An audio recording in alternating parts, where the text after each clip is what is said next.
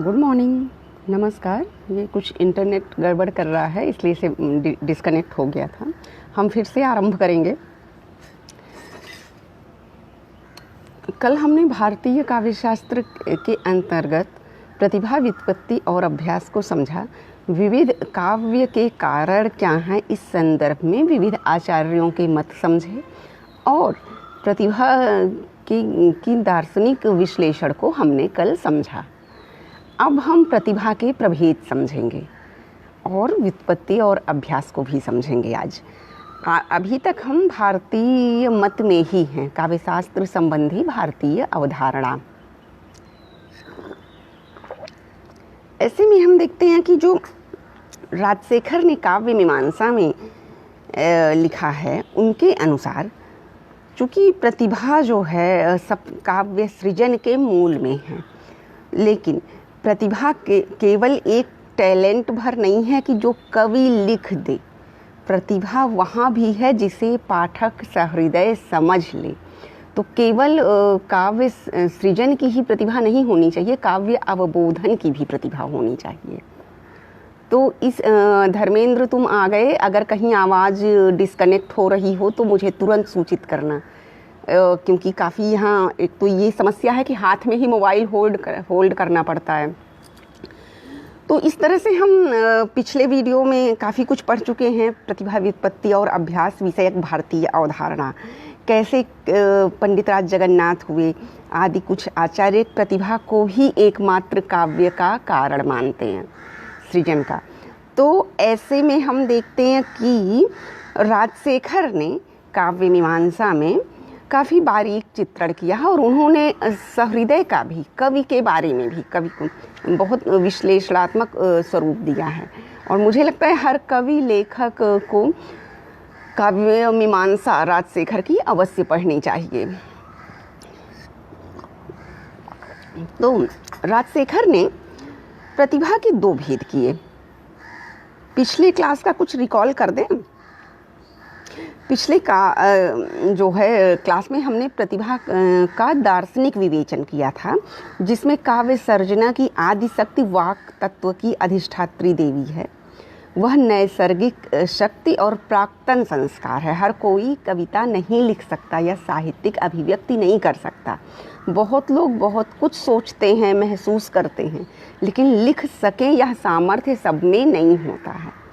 तो इस तरह से हमें ये समझना चाहिए कि टैलेंट जो है और प्रतिभा कैसे लोकोत्तर होती है, लोक से ऊपर उठी हुई होती है, कॉमन फैक्टर नहीं है टैलेंट।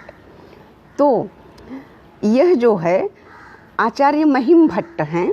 आचार्य महिम भट्ट का ग्रंथ का नाम है व्यक्ति विवेक।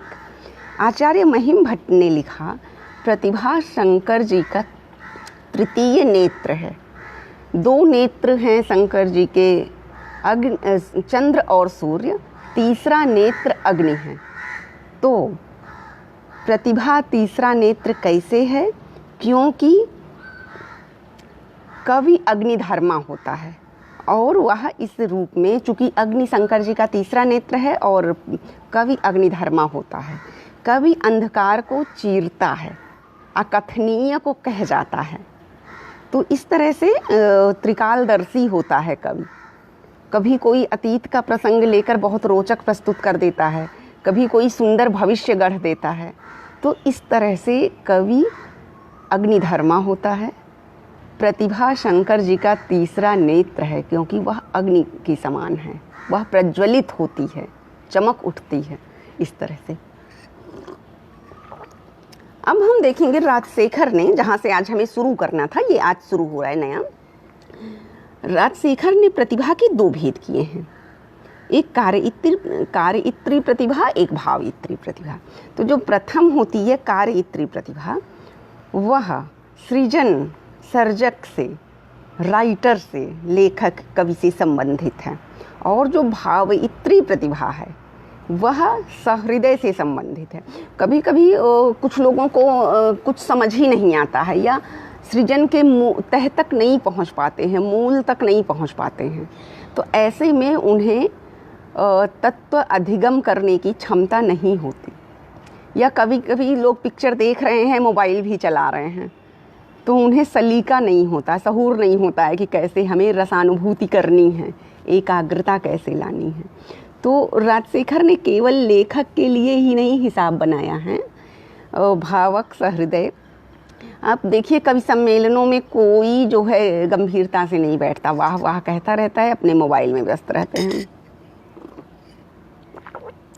तो इस तरह से हम देखते हैं कार्यत्री प्रतिभा जो कवि को सृजन के लिए प्रेरित करती है, सृजन में सहयोगिनी है। भावित्री प्रतिभा जो सहृदय पाठक दर्शक जो है, रसज्ञ है, रसवेत्ता है, उसकी प्रतिभा होती है, जिससे वो काव्य की, साहित्य के मर्म तक पहुंच जाता है। तो इसीलिए ये भी कहते हैं कि जो कवि है उसे पहले पाठक होना चाहिए, श्रोता होना चाहिए, और उसे लोक से भावों को ग्रहण कर लेना चाहिए, तब वो जाके बेहतर कार्यत्री प्रतिभा उसके अंदर बेहतर हो सकती है। तो इस तरह से हम देखते हैं। अच्छा, इसके बाद जो है भावित्री प्रतिभा के सहारे ही, चाहे वो कवि हो, चाहे सहृदय हो, पाठक हो, श्रोता हो, वह मूल्यांकन कर सकता है। मतलब भावित्री प्रतिभा समीक्षक के लिए भी जरूरी है। तो भावक जो है, भावित्री प्रतिभा के माध्यम से, भावक मतलब श्रोता, सहृदय, दर्शक, पाठक, भावित्री प्रतिभा के माध्यम से कवि व्यापार तरु कितना सफल हुआ। कवि का व्यापार, यहाँ वो बिजनेस वाला व्यापार नहीं है, कवि की ये पूरा प्रोसेस है। व्यापार मतलब यहाँ प्रोसेस है। कवि ने कहीं कुछ देखा, चिंतन मनन किया, उसे शब्द दिया, अभिव्यक्त किया, लोगों के समक्ष प्रस्तुत किया। ये जो प्रोसीजर है ये व्यापार है। ये नहीं है कि पैसा दे के कविता छपवा लिए, मोबाइल स्मार्टफोन खरीद के कविता लिख डाले, ये व्यापार नहीं होता है। और 100 लाइक मिल गया तो सक्सेस हो गए। तो यहाँ व्यापार का मतलब प्रोसीजर है। तो प्रोसीजर जो है कैसे समझ में आता है पूरा, भावक को, समीक्षक को भावित्री प्रतिभा के माध्यम से। अब इसमें एक आध उदाहरण हम और देंगे। जैसे हम लोग रघुवंशम पढ़ते हैं या भारत भारती पढ़ते हैं, मैथिली शरण गुप्त का, या दिनकर का कुछ पढ़ते हैं, और दिनकर का कौन सा है, एक रश्मि रथी पढ़ते हैं। तो जब हम ये काव्य नए पढ़ते हैं तो पता चलता है कि इसके कुछ आचार्य ने यह सारे विषय रामायण या महाभारत से उठाए हैं। और ये जब रामायण या महाभारत से उठाए हैं तो वहाँ से एक प्रसंग को कवि ने अपनी दृष्टि दी है, समय से जोड़ा है, अपने समय से जोड़ा है, अपनी दृष्टि दी है। तो यह सब हमें कैसे पता चलता है? भावित्री प्रतिभा के माध्यम से। जब परीक्षा में बच्चा प्रश्न लिखता है, कालिदास में प्रकृति चित्रण लिखिए, भारतेंदु की कविता में राजसत्ता और स्वतंत्रता का जो द्वंद्व है, तो वो सब कैसे लिखता है? भारतेंदु की कविताओं को पढ़कर लिखता है। तो कैसे समझता है? भावित्री प्रतिभा के माध्यम से। टीचर जो लिख देते हैं या गाइड से रट के नहीं समझता है, उसके अंदर अगर भावित्री प्रतिभा है तब वो समझ के जो लिखेगा तो उसका ज्ञान पक्का वाला हो जाता है। इस तरह से दो हो गई, कार्यत्री प्रतिभा और भावित्री प्रतिभा। अब प्रतिभा का एक अर्थ प्रज्ञा है। अब देखिए, जो हमारी आपकी बुद्धि है उसका विश्लेषण है। 3 भेद कहे हैं, 3 तरह की प्रतिभा होती है, मति, स्मृति और प्रज्ञा। स्मृति क्या होती है? अतीत विषय की, पास्ट की, भूतकालिक जो यादें हैं वो आपकी कौन सी बुद्धि है? स्मृति विषयक बुद्धि है। मति क्या है? मति वर्तमान कालिक है, अपनी मति से काम करो। और जो प्रज्ञा होती है वह प्रज्ञा त्रयकालिकी मत, वह तीनों कालों का बोध कराती है। जैसे मेरे बेटे का नाम प्रज्ञान है, तो वह तीनों कालों को जानने वाला, तीनों कालों का अधिष्ठाता हो सकता है। इसी संदर्भ में उपनिषद में कहा है प्रज्ञानम ब्रह्म। अगर आप तीनों कालों को देख सकते हैं, महाकाल का दिग्दर्शन कर सकते हैं, तब आप ब्रह्म ज्ञान की यात्रा में प्रवृत्त हो सकते हैं। तो इस तरह से हम देखते हैं कि जो हमारी बुद्धि है उसके ये 3 भेद, स्मृति, मति और प्रज्ञा। प्रज्ञा त्रैकालिकी होती है, ठीक है, प्रज्ञावान इसीलिए बनना अभीष्ट होता है। उसके बाद हम कहते हैं, मतलब उसे बुद्धि को भी प्रज्ञा कह दिया जाता है कहीं कहीं। बुद्धि से हम भविष्य निर्धारण करते हैं तो बुद्धि को भी प्रज्ञा कह दिया जाता है। इस तरह से राजशेखर ने काव्य मीमांसा में प्रज्ञा को भविष्य वाली बुद्धि से संबद्ध किया, जोड़ दिया है। उसके बाद जब हम काव्य प्रकाश देखेंगे, काव्य प्रकाश 11वीं शती का टेक्स्ट है और काव्य प्रकाश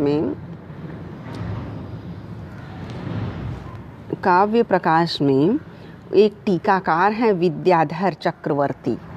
तो काव्य प्रकाश के टीकाकार विद्याधर चक्रवर्ती ने प्रज्ञा को त्रैकालिकी लिख दिया है। प्रज्ञा त्रैकालिकी मता, तो तीनों कालों में नूतनता को उन्मेष करने वाली। ऐसा नहीं है कि इतिहास लिख दिया, इतने में ये हुआ, इतने में ये हुआ तो वो प्रज्ञा होगी। प्रज्ञा जो अतीत, वर्तमान और भविष्य को समय सापेक्ष प्रस्तुत कर दे, ठीक है, वह प्रज्ञा होती है। और उसमें नवीनता हो। अगर कोई महाभारत का कोई प्रसंग ऐसा उठाकर और कहानी, कविता लिखता है तो वो वहाँ की घटना नहीं बल्कि वो आज की घटना जब बन जाए।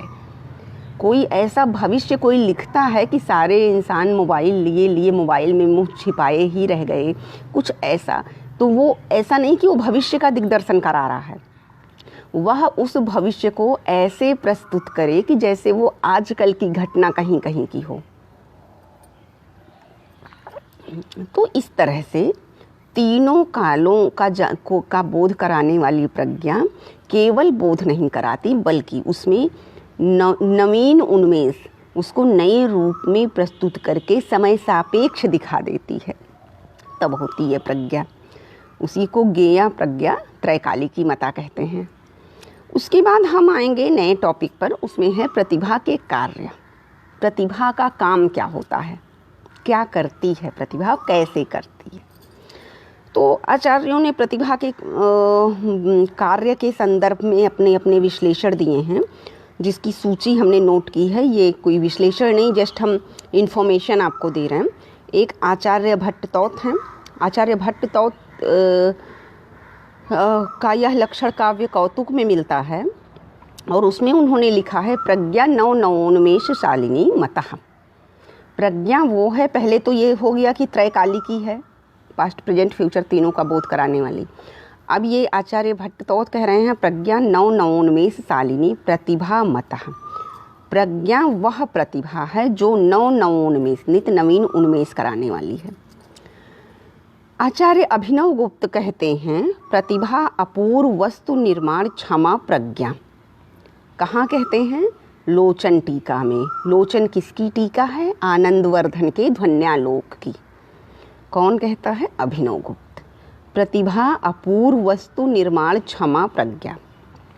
प्रतिभा वह है जो अपूर्व वस्तु का निर्माण करने वाली प्रज्ञा का पर्याय है। इस तरह से ये प्रतिभा को स्वीकारते हैं। अपूर्व वस्तु, अपूर्व मतलब जैसा अब तक हुआ ना हो वैसा, इसी लोक से व्युत्पत्ति लो, इसी लोक से विषयों को लो, लेकिन ऐसा प्रस्तुत कर दो कि आपकी प्रस्तुति अद्वितीय हो जाए, अपूर्व हो जाए। अगली परिभाषा में कहते हैं, आचार्य अभिनव गुप्त ही कहते हैं, प्रतिभानम वर्णनीय वस्तु विषय नूतनोल्लेखम शालित्वम। यहाँ कवि हमेशा नवीनता की बात करता है।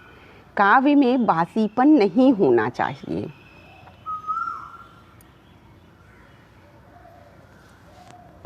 काव्य में बासीपन नहीं होना चाहिए, तो कवि नवीनता की बात करता है। एक सेकंड, एक्सक्यूज मी।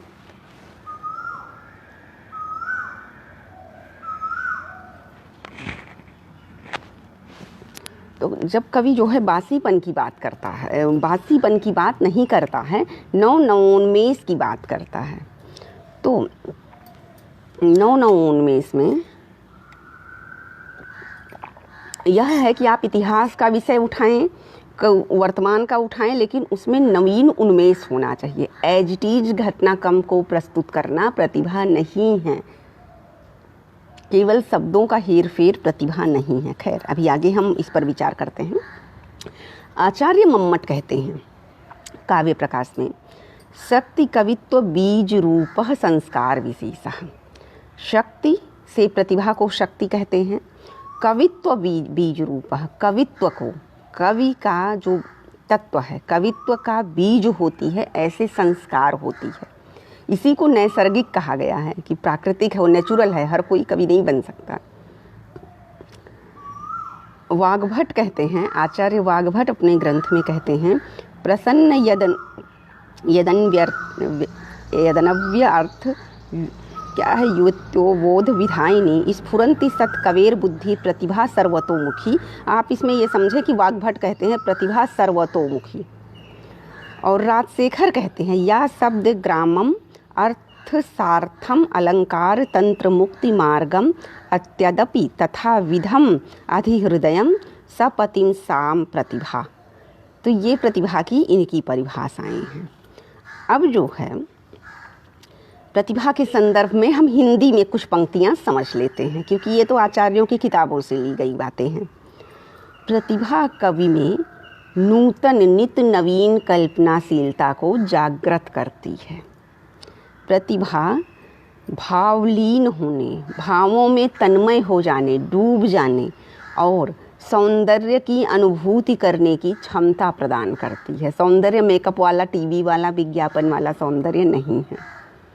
सौंदर्य वह है जब आपको कण कण में स्पंदन दिखाई दे और आप स्वयं जिससे स्पंदित हो जाएं, वह सौंदर्य है। ये मेरी मौलिक परिभाषा है। जो आपको स्पंदित कर दे, चेतना से साक्षात्कार करा दे, या जिसे जो स्पंदित हो रही हो, वही सौंदर्य है। मेकअप आदि या कोई जैसे समाज ने मानदंड बना दिया कि ऐसा लड़का ऐसी लड़की सुंदर होते हैं, ऐसा एकदम नहीं है। बहुत बाद की मानित रूढ़ परिभाषाएं ये हो गई हैं। मूल रूप में प्रतिभा क्या करती है, आपको भावलीन होना सिखाती है, सौंदर्य के अनुभूति करने की क्षमता देती है। प्रतिभा से ही आप सौंदर्य देख सकते हैं, नहीं तो फिर चाहे जो हो आपको सब ऐसे ही दिखेगा, कहीं सौंदर्य ही नहीं दिखेगा। तो कवि की कल्पनाओं को, अमूर्त को, भावों को शब्द देने की, मूर्त रूप देने की, गोचर देने की, सामने वाला उसके मन में, अंतर मन में, आत्मा में जो कवि के चल रहा है उसको समझ सके शब्दों के माध्यम से, ऐसा काम प्रतिभा ही करती है। चित्र बना देती है प्रतिभा से ही। इंसान जो मस्तिष्क में भाव होते हैं उसको कलम, ब्रश और कलर से कागज़ पर, कैनवास पर उतार देता है, वो प्रतिभा होती है। एक पेंसिल से जो स्केच बना दिया जाता है ब्लैंक पेपर पर, वो प्रतिभा होती है, क्योंकि वहाँ मन, अंतर मन के भाव आविर्भूत हो उठते हैं। तो वो प्रतिभा है, प्रतिभा के कार्य ये हम समझ रहे हैं। प्रतिभा का उल्लेखन अथवा चित्रण। प्रतिभा उल्लेखन मतलब जो शब्द से हम कहते हैं, जो हम शब्दों का चित्र बना देते हैं, जो हम इस पर जो है पत्थरों को तराश कर मूर्ति बना देते हैं, कागज़ पर जो है रंगों को बिखेर के जो चित्र उभार देते हैं, वह सारे को संवेद्य बनाने का उपकरण, वह सब कोई समझ सके उसके भावों को, यह इसके लिए सारे टूल्स प्रतिभा ही जुटाती है। मटेरियल कलेक्ट करने का काम प्रतिभा ही करती है। टूल्स कौन कौन से हैं? शब्द चयन, अर्थ योजना, अलंकार आदि आदि आदि, या फिर कलर कॉपी और उसको कैसे हमें देना है, या हम जब कोई अनगढ़ पत्थर का टुकड़ा एक लेते हैं और उसमें कैसे, उसमें कहाँ क्या करके एक मूर्ति आविर्भूत हो जाए, उसमें क्या क्या हटाना है, कहाँ कहाँ से अतिरिक्त पत्थर ऐसे हटाने हैं काट छाँट के कि एक मूर्ति उसमें से आविर्भूत हो जाए बाहर। उसमें कुछ नया जोड़ना नहीं होता है, सब अनावश्यक हटाकर मूर्ति को उभारना होता है। तो वह भी जो है प्रतिभा से ही संभव है। तो इस तरह से हम देखते हैं कि प्रतिभा के कार्य अनंत हैं, यह तो बस इंट्रोडक्शन है। इसीलिए प्रतिभा को अनंता शक्ति भी कहते हैं। अब देखते हैं कि यह अनंता शक्ति और क्या है, पार्वती शक्ति है। क्यों? क्योंकि आदि शक्ति पार्वती को कहा गया है, पराम्बा शक्ति, क्योंकि शिव पार्वती शक्ति से ही संचालित है, नहीं तो शिव तो शव हो जाएंगे। तो कवि और सहृदय प्रतिभा से ही संचालित है, अन्यथा वो कुछ नहीं कर सकता। तो इस तरह से पार्वती शक्ति कही गई है। पंडित राज जगन्नाथ कहते हैं कि प्रतिभा क्या है, सा काव्य घटना अनुकूल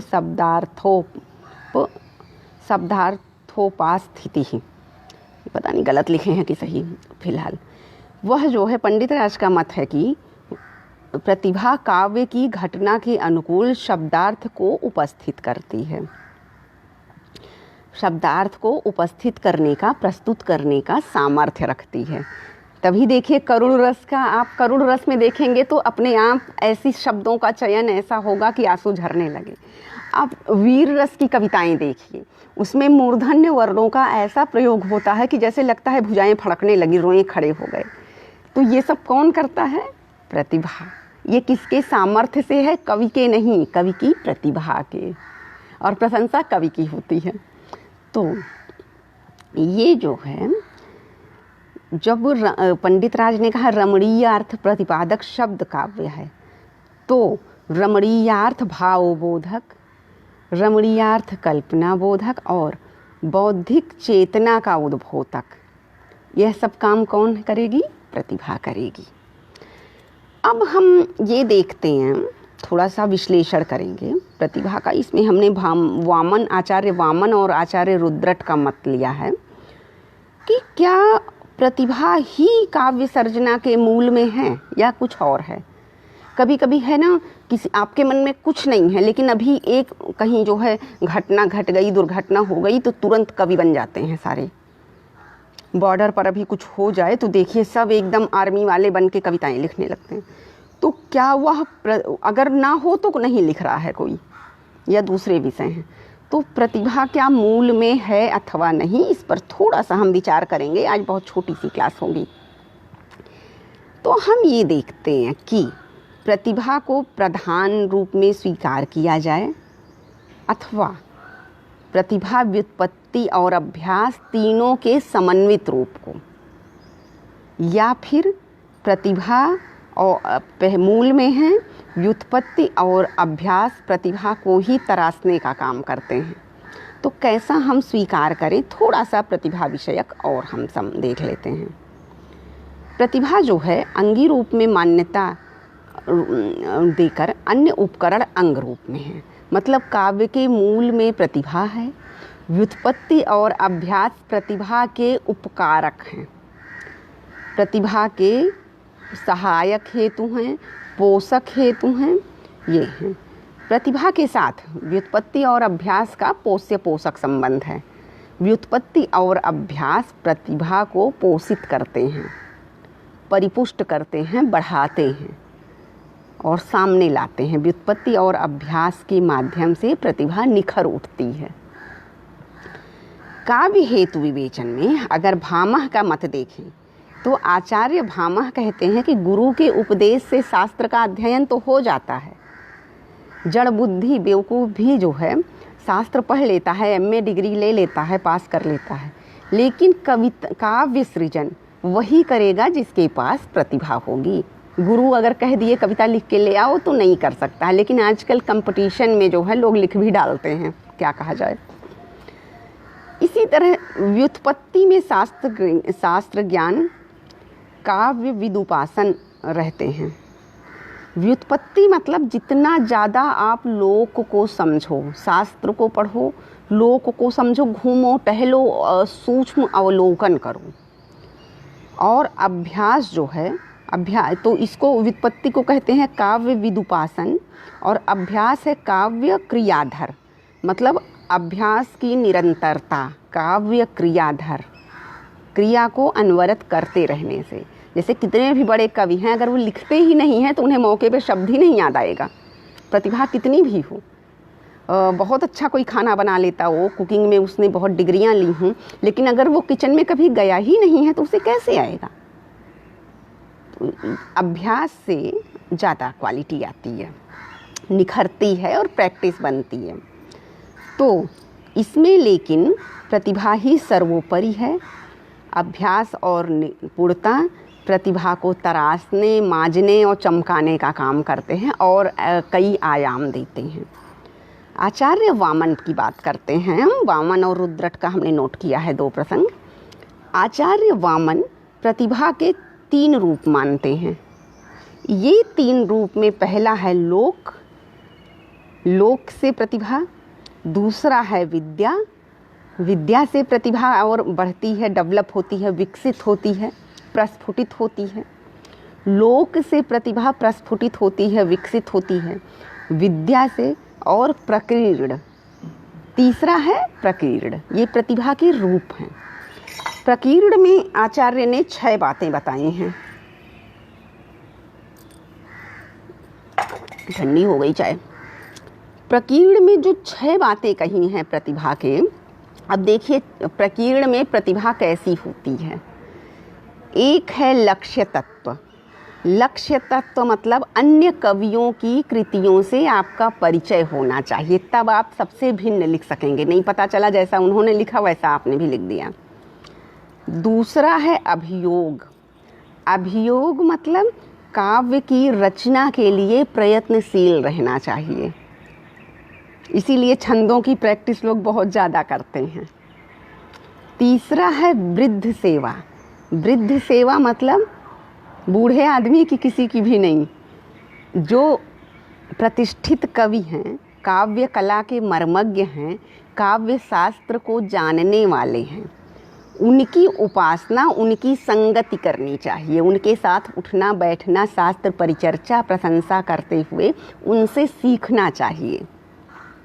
वृद्ध खाली उम्र से वृद्ध नहीं होता है, ज्ञान से, अनुभव से, अपने काम से भी वृद्ध होता है। उसके बाद है चौथा अवक्षेप।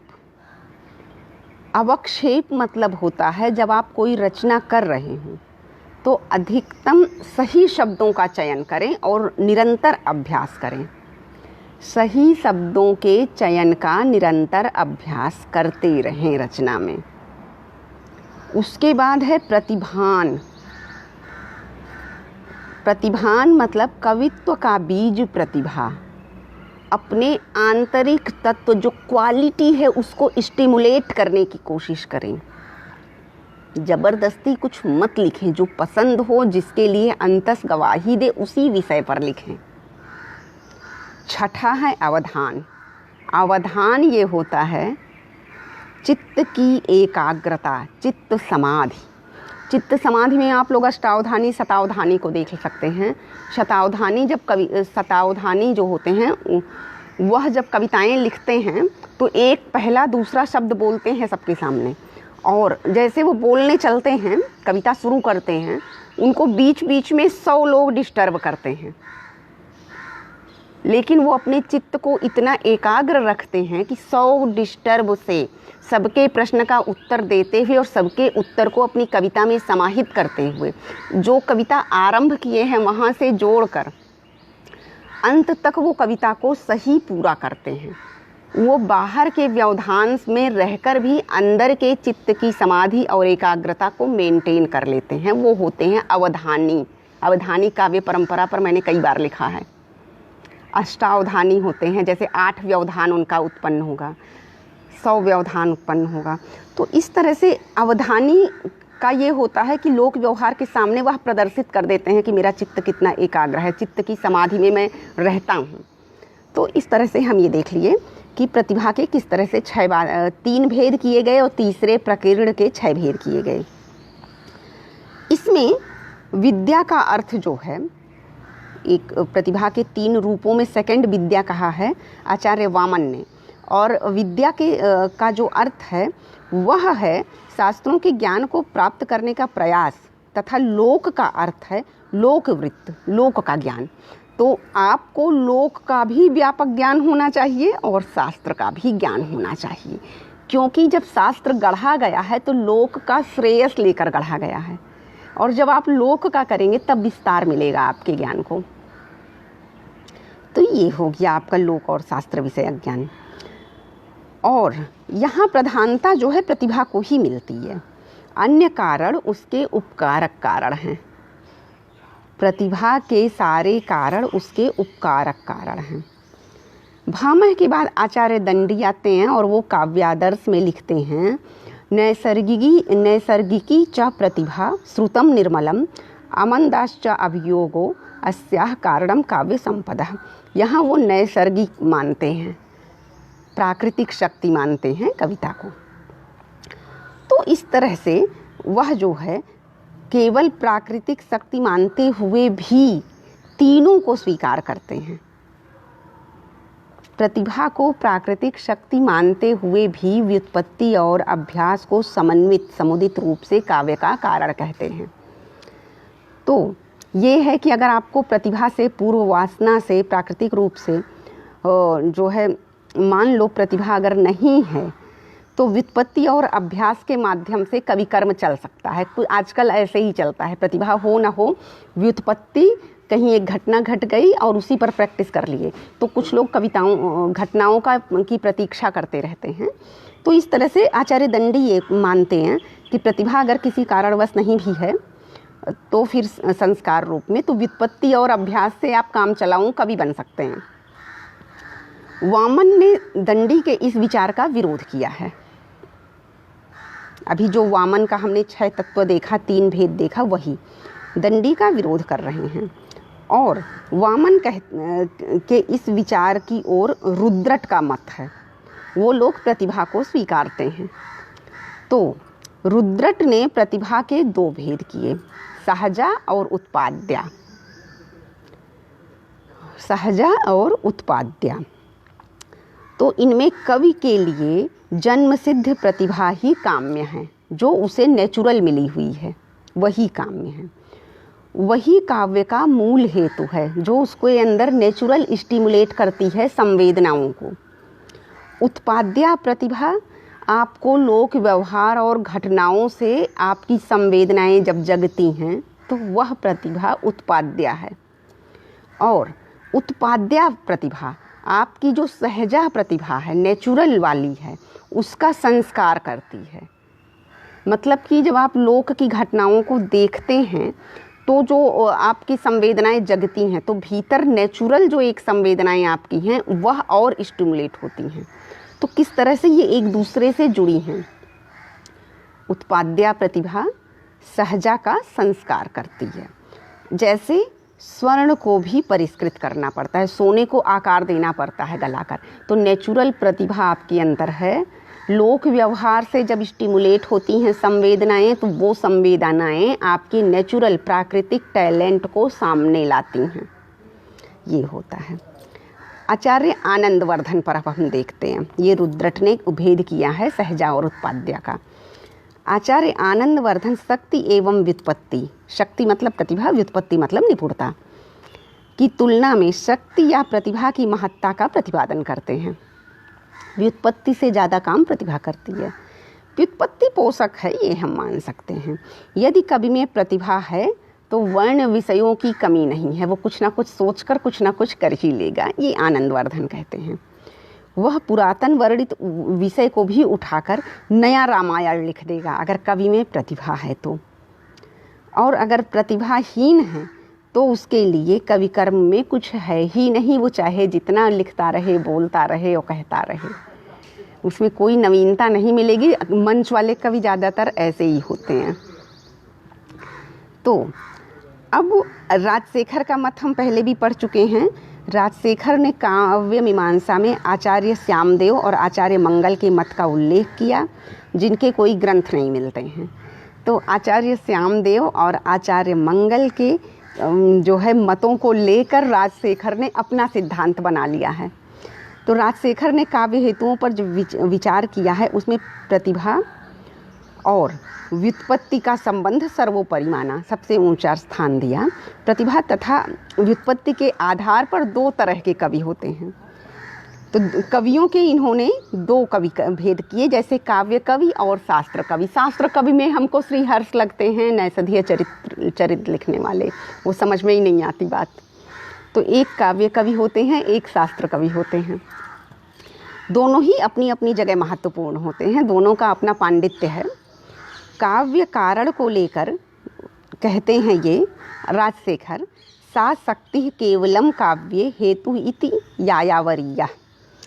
समाधि चित्त की एकाग्रता भीतरी प्रयत्न है और अभ्यास बाह्य प्रयत्न है। तो दोनों ही काव्य शक्ति को उद्भासित करते हैं। काव्य शक्ति जो कि नेचुरल है,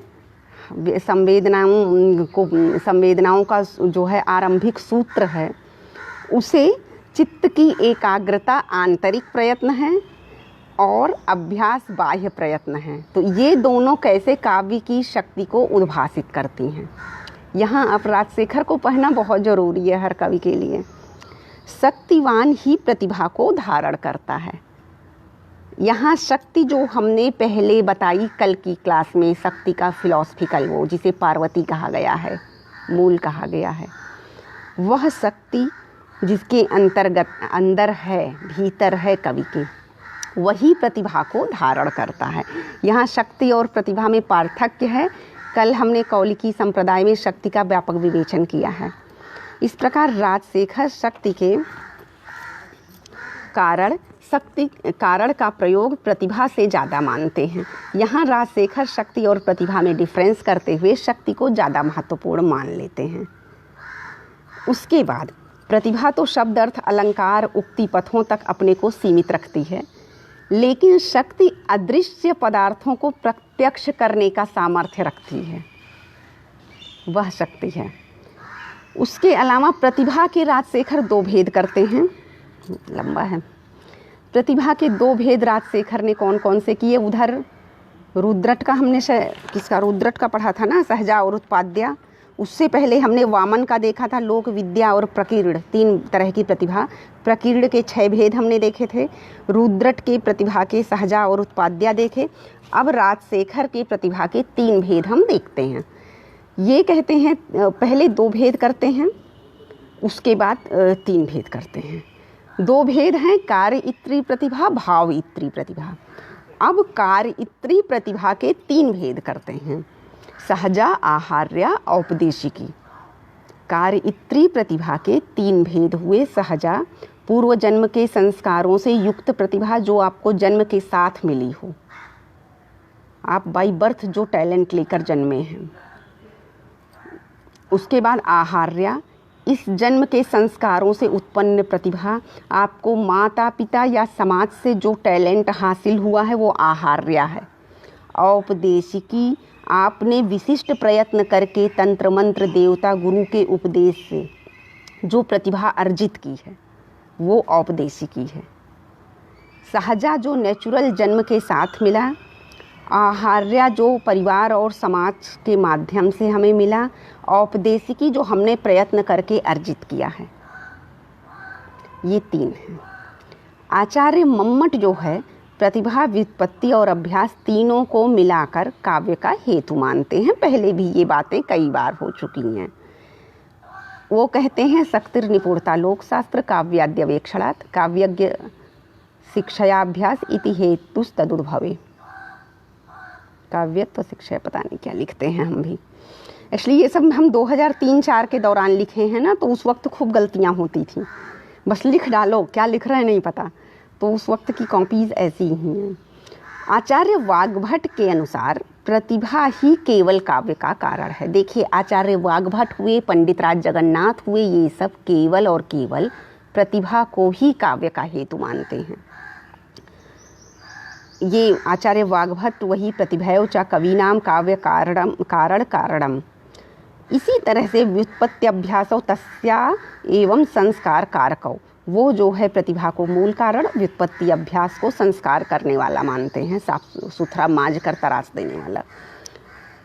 इसी बात को केशव मिश्र लिखते हैं अलंकार शेखर में, एकदम इसी बात को। प्रतिभा कारणम तस्य व्युत्पत्तिस्तु भूषणम भृशोत्यतिकृत अभ्यासः काव्यस्य ऐसा व्यवस्थिति। इस तरह से आचार्य हेमचंद्र जो है इस चिंतन को निर्णय देते हैं। इसमें भी मैंने अधूरा लिखा है आचार्य हेमचंद्र के मत को। वो लिखते हैं प्रतिभा अस्य हेतु, केवल प्रतिभा हेतु है। अस्य काव्यस्य पेदम प्रधानम कारणम, वह काव्य का प्रधान कारण है। व्युत्पत्त्यभ्यासो तु प्रतिभाया एव संस्कार काविति वक्ष्यते। आचार्य हेमचंद काव्यानुशासन में जो है लिखते हैं, अज्ञान के माया आवरणों के हट जाने पर उद्भासित चैतन्य का प्रकाश ही प्रतिभा है। इसी क्रम में जब हम आते हैं तो काव्य हेतु चिंतन परंपरा में देखते हैं कि दो मत आ जाते हैं। वे आचार्य जो के एक प्रतिभा व्युत्पत्ति अभ्यास तीनों को मानते हैं काव्य का हेतु, और वे आचार्य जो केवल प्रतिभा को सृजन का मूल मानते हैं। आचार्य मम्मट, दंडी और राजशेखर तीनों को महत्व देते हैं।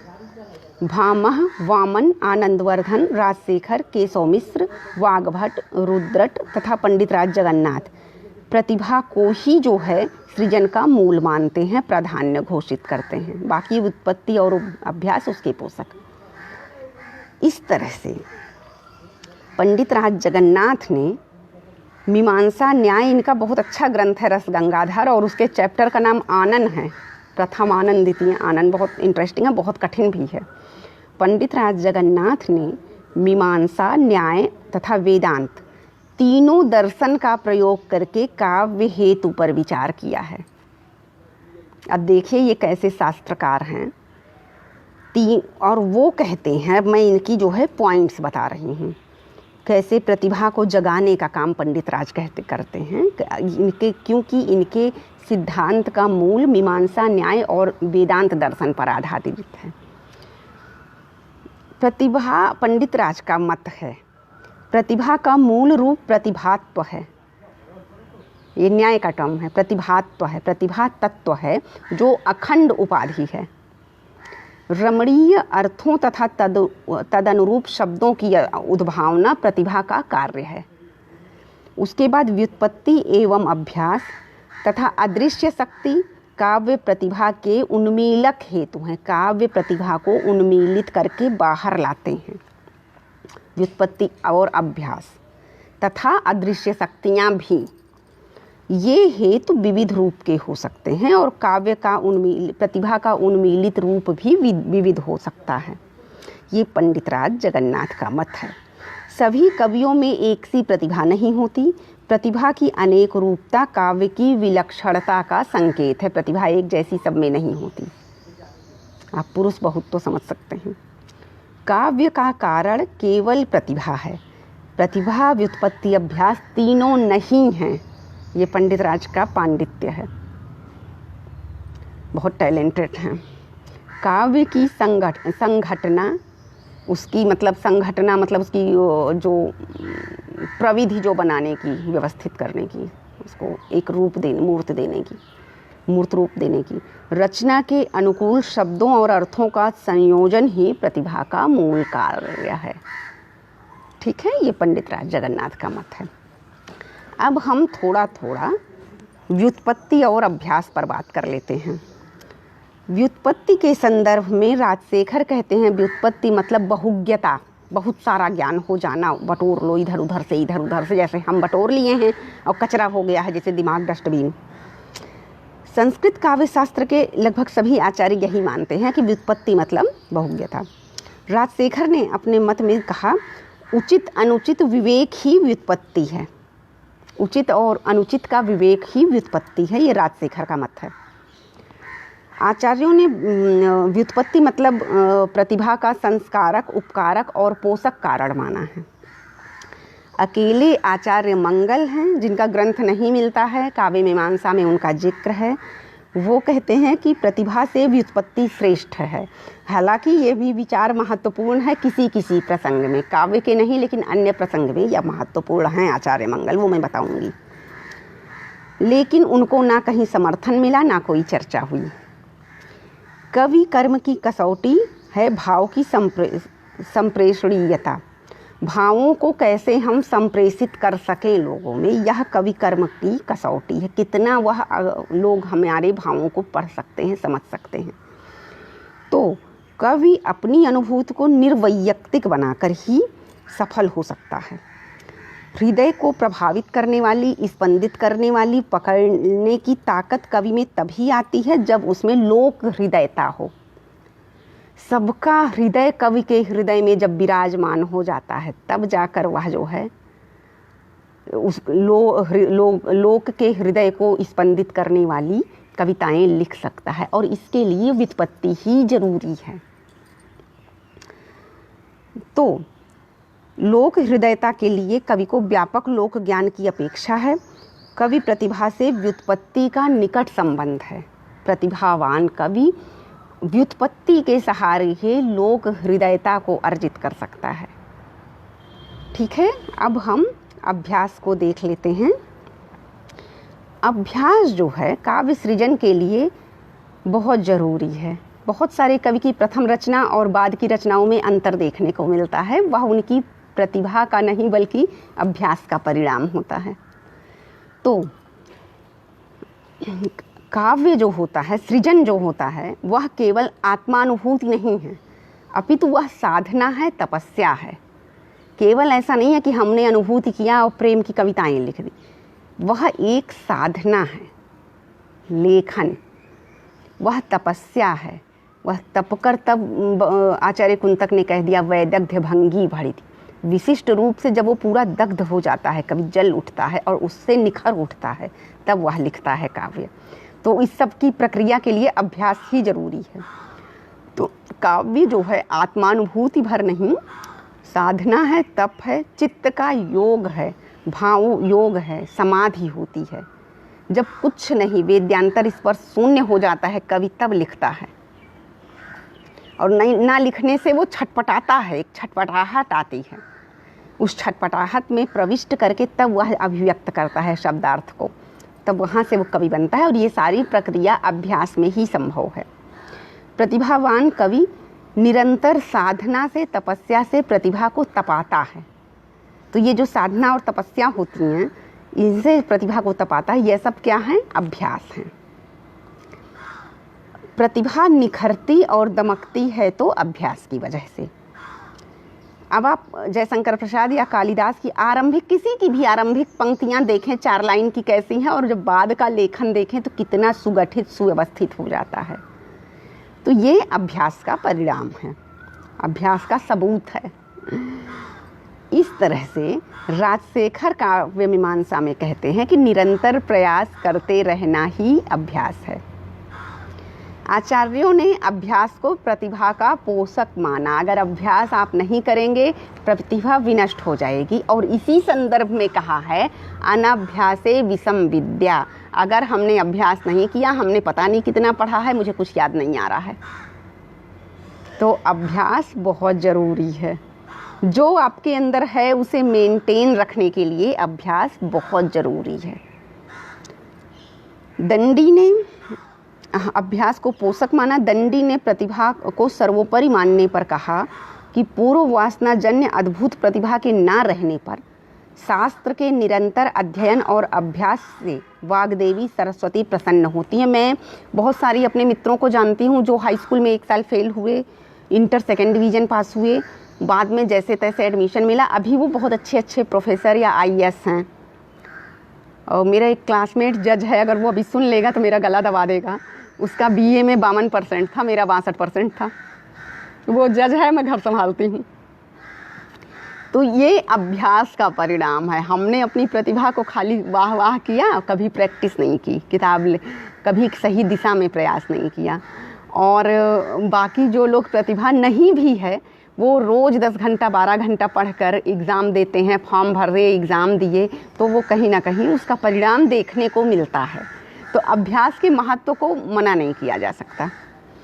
इस तरह से जो है अभ्यास में भी समाधि की ज़रूरत होती है। चित्त की एकाग्रता से ही अभ्यास में तेज पैदा होता है।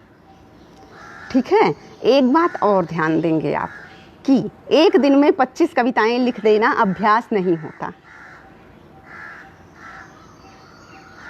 दंडी एक स्तर पर सही है कि निरंतर अभ्यास से वाग्देवी प्रसन्न होती हैं, लेकिन और कहा भी है करत करत अभ्यास ते जड़मति होत सुजान, लेकिन एक दिन में 25 कविताएं लिखना अभ्यास नहीं है, ये हमें समझना होगा। ये हम समझ गए। चित्त की एकाग्रता के बिना अभ्यास नहीं। केवल बैठे हो मन कहीं और लगा है तो उसे अभ्यास नहीं आएगा। चित्त की एकाग्रता जरूरी होती है, समाधि जरूरी होती है अभ्यास में। निरंतरता ही तप है। ठीक है, निरंतरता, निरंतर अभ्यास ही तपस्या है। और वहीं से अति की रगड़ करे जो कोई अग्नि प्रकट चंदन ते होई। तो इस तरह से अभ्यास का महत्व बहुत अधिक है, जीवन में भी काव्य में भी। अब हम देखते हैं भावइत्री प्रतिभा का महत्व। भावइत्री प्रतिभा जो सहृदय भावक पाठक समीक्षक से संबंधित है। कार्यइत्री प्रतिभा तो काव्य निर्माण और कवि से संबंधित है। भावइत्री प्रतिभा भावक प्रमाता सहृदय के आस्वादन शक्ति से संबंधित है। राजशेखर कहते हैं भावक जो है के कारण, भावक मतलब समीक्षक या काव्य को सुनने वाला श्रोता, पढ़ने वाला पाठक, ये केवल सिलेबस में है इसलिए पढ़ना नहीं, दिल से पढ़ना। तो भावक के कारण ही कवि का व्यापार तरु, कवि कर्म सफल होता है। कवि के कर्म को सफलता समीक्षक या आस्वादक या योग्य पाठक से ही मिलती है, नहीं तो एकांगी बन के रह जाएगा काव्य। भावक में भी वो प्रतिभा होनी चाहिए जो कवि की प्रतिभा तत्व से अंतर्निहित है, तभी तादात्म्य हो पाएगा। जो कवि का मर्म है और भावक का मर्म है, श्रोता का मर्म एकाकार हो जाएगा। कैसे पिक्चर देखते समय उधर हीरोइन रो रही है, उधर दर्शक रो रहे हैं। या हमने एक जयशंकर प्रसाद की कहानी है छोटा जादूगर। छोटा जादूगर पहले हंसाते हुए इधर उधर ड्रामा दिखाता है और बाद में भूख से वो तमाशा करता है, उसकी माँ मर जाती है, पेट की भूख। अब वो बच्चा है और उसके मर्म को जयशंकर प्रसाद ने कैसे स्पर्शित किया और कैसे हम रोने लग रहे हैं। तो यह जो है भावक की प्रतिभा है। जैसे एक पिक्चर है मेरा नाम जोकर, जो फ्लॉप हुई है, उसे लोग समझ ही नहीं पाए। मुझे बहुत पसंद है, अभी भी देखती हूँ और फिर बस देखते रह जाओ। तो वहाँ जो कवि लेखक नैरेटर का कर्म है, डायरेक्टर निर्देशक का है, और जो हमारा है वह कैसे एकात्म हो गया है। तो ये भावक का भावइत्री प्रतिभा है। कभी कभी देखिए कविता सुना रहे हैं, भीड़ बैठी है, केवल एक या दो लोग कविताएं समझते हैं। तो इस तरह से भावइत्री प्रतिभा की उपादेयता है, या कौन कितना समझता है ये भी है। कुछ लोग केवल अभिधा समझते हैं, कुछ लोग लक्षणा व्यंजना समझते हैं, कुछ लोग रसध्वनि तक, गूढ़ व्यंग्य तक पहुंच जाते हैं। तो यह समझने वालों की भी शक्ति का वेरिएशन होता है। तो इस तरह से भावक की प्रतिभा में कवि की प्रतिभा निहित होती है। ये हो गया स्मृति मति प्रज्ञा का महत्व। जैसे कवि के लिए है वैसे ही सहृदय के लिए भी है। ठीक है, उसी तरह से सहृदय जब देखता है तो अपने आप को भूल जाता है, वह भी, उसका भी चित्त एकाग्र हो जाता है, वह भी समाधि में पहुंच जाता है। कविताएं ऐसा बांध लेती हैं, आकर्षित कर देती हैं कि मतलब कवि भी, जो सहृदय भी कवि की स्थिति में पहुंच जाता है। तभी तो ब्रह्मानंद सहोदर कहा गया है काव्य आस्वादन को। तो खैर यहाँ हम इनको जल्दी से समराइज कर देते हैं। अब भावइत्री प्रतिभा परम उपादेय है और यह इसका महत्व जो है सहृदय के लिए है। काव्य आस्वादन प्रक्रिया में काव्य आस्वादन कैसे हो, सहृदय की अवधारणा में जो कवियों ने दिया है, साधारणीकरण कैसे होता है, इस सब में भावइत्री प्रतिभा ही ज़्यादा काम करती है। वो सब अलग रस निष्पत्ति में हम पढ़ा देंगे। और जो है काव्यानंद में जो व्यंग्यार्थ निहित होता है, जो मर्म निहित होता है, वह प्रतिभावान सहृदय ही भोग सकता है। आचार्य मम्मट कहते हैं प्रतिभा जुस शब्द, प्रतिभा जुस शब्द सहृदय का बोधक है आचार्य मम्मट के अनुसार। और ये प्रसंग हम रसानुभूति में विस्तृत पढ़ लेंगे, और उसके आधार पर वाच्यार्थ तो कोई भी समझ लेगा। पिक्चर चल रही है, ये हो रहा है, वो हो रहा है, लेकिन उसका जो मर्म है, वह जो है व्यंग्यार्थ, वह विशिष्ट व्यक्ति कर सकता है। व्यंजना का प्राण जो है वो सब नहीं समझ सकते हैं। कुछ लोग को चुटकुला देर से समझ में आता है। तो इस तरह से होता है। हमारा रस निष्पत्ति पर एक और है व्याख्यान, उसमें भी यह मिल जाएगा, और रसानुभूति प्रक्रिया में हम अलग से इसको बता देंगे। तो काव्यास्वादक से प्रतिभा का जो रिलेशन बनता है वह भावइत्री प्रतिभा। जब हमें अच्छा बहुत लगता है तो हमें वो क्यों अच्छा लग रहा है। मेरी फेवरेट पिक्चर कौन सी है? चलिए मान लिए मैंने कहा मेरा राम जोकर है, द डर्टी पिक्चर है। उसमें कौन सी चीज़ हमें स्पंदित कर रही है? मिस्टर पति पत्नी, वो क्या था, मिस्टर एंड मिसेज अय्यर है, और भी बहुत सारी फिल्में हैं जो मुझे बहुत पसंद है, 3 इडियट है। तो ये सारी चीज़ें हमें जो स्पंदित करती हैं, क्यों हमें अच्छी लगती है, ये भावइत्री प्रतिभा है। ठीक है। अब व्यंजना को ग्रहण करने वाला, अब जैसे बहुत सारे लोग हैं जो डर्टी पिक्चर को कहते हैं छी बड़ी गंदी है, छी बड़ी गंदी है, तो वो तो है ही, लेकिन उसके अलावा उसकी जो व्यंजना है, उस व्यंजना की वजह से मैं ब्लैक में टिकट लेकर देखने गई थी, क्योंकि वह व्यंजना लोगों को केवल शब्द और उसकी एक्टिंग, उसके ड्रेसेज और गाने समझ में आते हैं। उसके मर्म तक, व्यंग्यार्थ तक पहुंचना सबके बस की बात नहीं है। तो वहाँ भावइत्री प्रतिभा काम करती है। अब ऐसे तो डर्टी पिक्चर के गाने और ड्रेस और लैंग्वेज ऐसी है कि रिक्शे वाले सारे बटोर गए, भीड़ लगी है, लेकिन उसकी जो व्यंजना है, जो मर्म है, गूढ़ व्यंग्य, जो वह उद्देश्य कहना चाह रहा है, अच्छा तो सबको लगता है, लेकिन स्वीकार कौन करेगा? तो वहाँ तक पहुँचना सबके बस का नहीं है। तो इस तरह से संस्कारी पाठक या संस्कारी दर्शक होना चाहिए, जिसे दृष्टा भाव से जो देखे। गाना चल रहा है उलाला उलाला, वहाँ हम भोगता नहीं हैं कि हम हा हा हा हा हंस रहे हैं, आह क्या गाना है। हम वहाँ दृष्टा भाव से हैं कि ये लड़की यहाँ ऐसे अभिनय कर रही है, इसकी परिणति क्या होगी।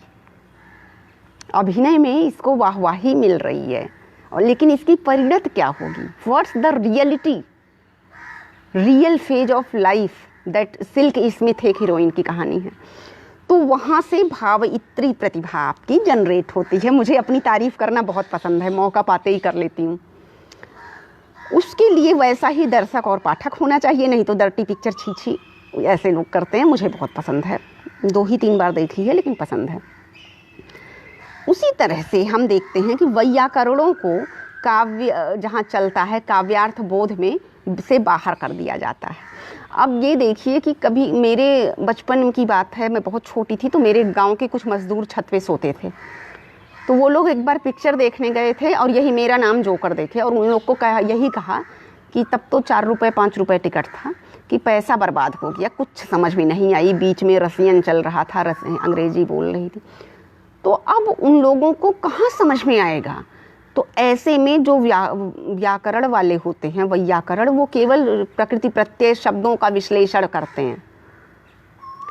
तो इसलिए काव्य जहाँ चल रहा होता है, वहाँ से वैयाकरणों को बाहर भगा दिया जाता है। ऐसा नियम था पहले कि वो बहुत बेकार अरसिक होते हैं, विदग्ध नहीं होते, वह ध्वनि को नहीं समझ पाते। तो वैयाकरणों को अनधिकारी कहा गया है, काव्य के अनधिकारी हैं, और शब्द के व्यंजक व्यापार को, ध्वनि को नहीं समझ सकते, वे विदग्ध नहीं हैं। विशिष्ट रूप से दग्ध होना चाहिए सहृदय को, दर्शक को, पाठक को।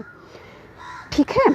अब यहाँ तक हम पढ़ते हैं कि व्यंजना का प्राण वही है जो प्रतिभा का सहकारित्व और काव्यास्वादक। तो यहाँ दर्शक, श्रोता, सहृदय और कवि के मर्म की एकाकारता बोधित है। अब हम देखते हैं भारतीय काव्य चिंतन में प्रतिभा की महत्वपूर्ण विशेषता क्या है। नूतन सृजन की क्षमता। ज़्यादातर कहानियाँ कथाएँ रामायण, महाभारत या भागवत से ली जाती हैं, लेकिन प्रस्तुतिकरण में, कथानक में, कथा गढ़ने में नूतन सृजन की क्षमता होनी चाहिए। अभिनव गुप्त का प्रतिभा 9 नवोन्मेष शालिनी। उसके प्रज्ञा, इस तरह से हमने प्रतिभा को अवर्णनीय वस्तु को जब वर्णित कर दे, अपूर्व वस्तु को जब वर्णित कर दे नए रूप में, ठीक है। तो यहाँ तक अब हम पढ़ चुके प्रतिभा व्युत्पत्ति अभ्यास, कार्य इत्री प्रतिभा को व्यापक पढ़े, भाव इत्री प्रतिभा को भी पढ़े हैं, लेकिन भाव इत्री प्रतिभा को हम रसानुभूति की प्रक्रिया में फिर से पढ़ेंगे। तो आज काव्य हेतु के भारतीय विचार हो गए, कल पाश्चात्य विचार पढ़ेंगे, वहीं प्लेटो से लेके इधर तक के पूरे वर्ड्सवर्थ, कीट्स जितना ले पाएंगे। उसके बाद हम हिंदी के आचार्यों के काव्य हेतु विषयक विचार पढ़ेंगे, ठीक है। तो अगर आप लोग को अच्छा लगा, और कितने लोग हैं जो पहले दिन से पूरा क्रम से सुनते आ रहे हैं, वो अपनी उपस्थिति ज़रूर दर्ज कराएं, उससे हमें उत्साह मिलता है।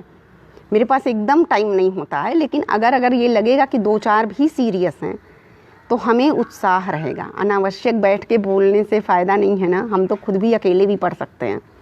तो आप सभी अपनी उपस्थिति ज़रूर दर्ज कराएं। किसने सारे सुन लिए, अगर कोई कमियां दिखती हैं, बहुत सारी कमियां हैं वैसे, तो उसे भी निसंकोच लिखें। मुझे सबसे ज़्यादा सीखने की अभी ज़रूरत है, ठीक है। तो आप सभी का दिन शुभ हो। नमस्कार, धन्यवाद।